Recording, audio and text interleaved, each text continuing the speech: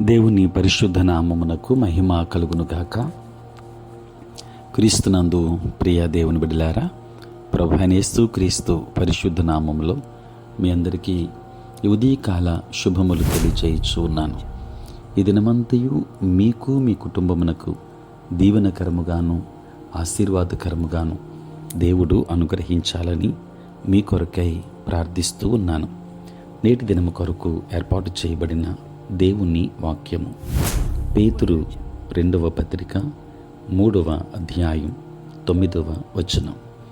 కొందరు ఆలస్యమని ఎంచుకొనున్నట్లు ప్రభువు తన వాగ్దానమును గూర్చి ఆలస్యము చేయవాడు కాదు, కానీ ఎవడునూ నశింపవలనని ఇచ్చయింపక అందరూ మారు మనస్సు పొందవలనని కోరుచు మీ ఎడల దీర్ఘశాంతము గలవాడై ఉన్నాడు. ప్రియులారా, నేటి దినము కొరకు ఏర్పాటు చేయబడిన ధ్యానాంశము పాస్పోర్ట్.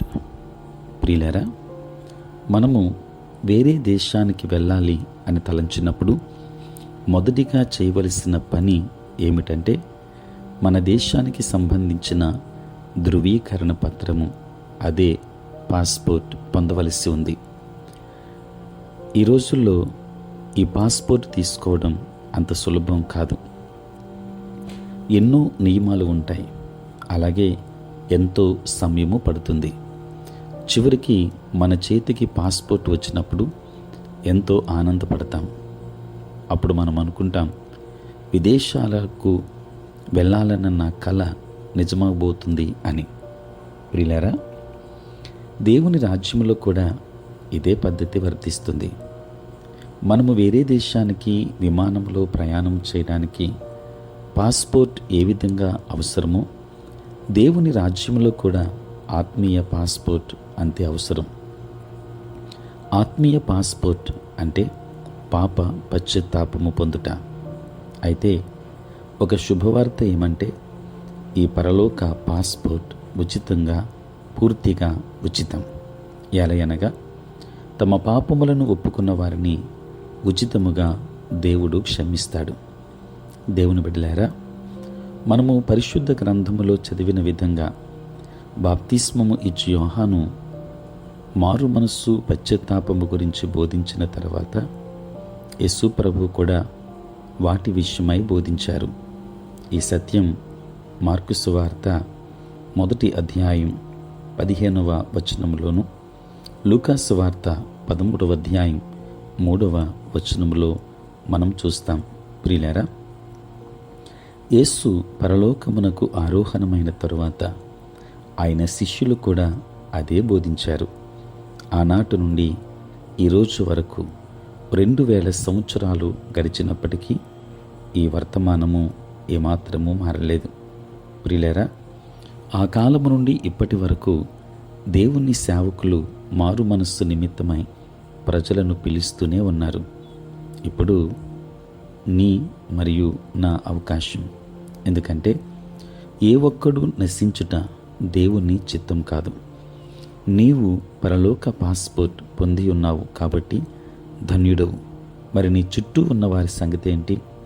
వారు కూడా ఆత్మీయ పాస్పోర్ట్ పొందులాగున నీవు సహాయపడుతున్నావా? నీ ద్వారా దేవుని రాజ్యములో చేర్చబడిన వారి జాబితా నీవు తయారు చేసుకో. అది ఒకటే మనము పరలోకమునకు తీసుకుని పోగలిగినది.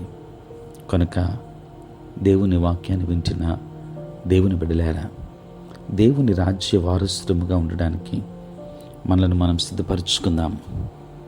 మన చుట్టూ ఉన్న వారిని సిద్ధపరుద్దాం. దేవుని కృప మీ అందరి మీద ఉండును కాక.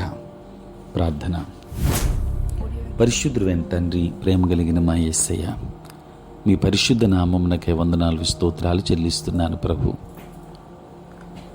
రాత్రంతయు కాపాడి సంరక్షించి సుఖనిద్రను మాకు దయచేసి మా జీవితంలో మరి యొక్క నూతన దినమును మీరు మాకు అనుగ్రహించినందులకే స్తోత్రాలు. ఈ దినమంతా కూడా మీ సన్నిధి మాతో ఉంచండి. మీ ప్రసన్నత మాకు అనుగ్రహించండి. మా ప్రతి పనిలో తోడై ఉండండి. పనులలోనూ ప్రయాణములలోనూ పరిచర్యలో మీరు తోడుగా ఉండండి తండ్రి. నీ సేవా పరిచర్య చేయుచున్న ప్రతి సేవకుని మీరు దీవించండి నాయన. ఎంతోమంది మారు మనస్సు లేక నశించిపోతున్నారు. అటు బిడ్డలకు మారు మనస్సు అనుభవాన్ని మీరు అందించండి. అనేక మందిని మీ వైపు త్రిప్పగలిగే రీతిగా మమ్మల్ని అందరినీ బలముగా వాడుకొనండి. తండ్రి, పుట్టినరోజు పెళ్లి రోజు జరుపుకుంటున్న బిడ్డలను దీవించండి. నూతన ఆశీర్వాదములు వారికి అనుగ్రహించండి. ప్రతిరోజు ఎంతోమంది ఈ ప్రాతకాలపు ధ్యానములు వింటున్నారు. వారందరి మీద నీ కృపాహస్తమును ఉంచండి దేవా. ప్రభువా, ఉద్యోగస్తులు, వ్యాపారస్తులు, కష్టపడి పనిచేసుకుంటున్న బిడ్డలున్నారు. వారికి మీరు తోడై ఉండండి. దూరదేశాలలో ఉంటున్నటువంటి ప్రియ బిడ్డలందరినీ ఆశీర్వదించండి. ఈ దిన దీవెనలతో మమ్మల్ని అందరినీ నింపమని యేసు నామములో ప్రార్థించి వేడుకొనుచున్నాము తండ్రి. ఆమేన్. తండ్రి, కుమార, పరిశుద్ధాత్మ త్రియేక దేవుని దీవెన సదా మీకు తోడై ఉండును గాక. ఆమేన్.